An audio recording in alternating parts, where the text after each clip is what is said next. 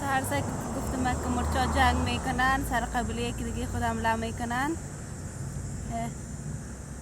ای آن یک دانه میکشن. سیکو چی آره یا جنگ دارنه.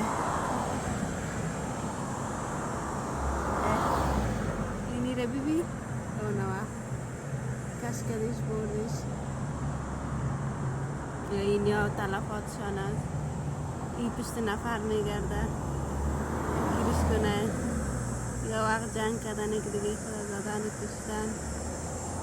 ببین خیلی تگال است.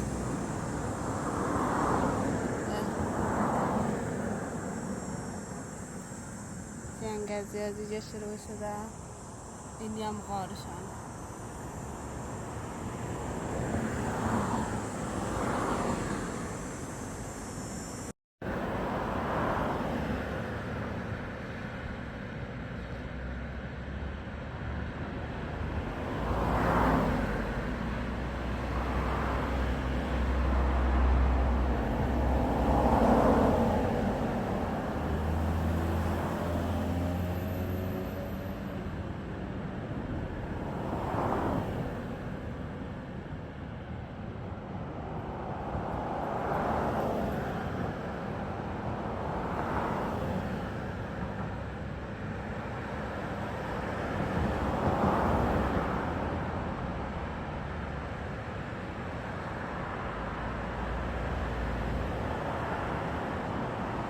سهر که جنگ از زیاد تا بالا ادامه داره. این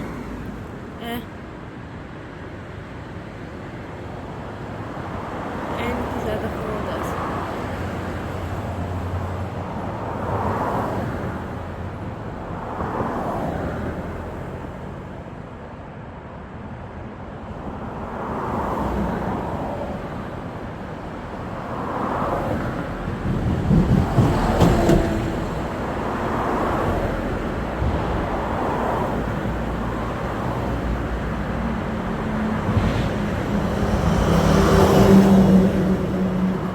تابال اینه چقدر دیر شد تابال ادامه داره جنگ از یا.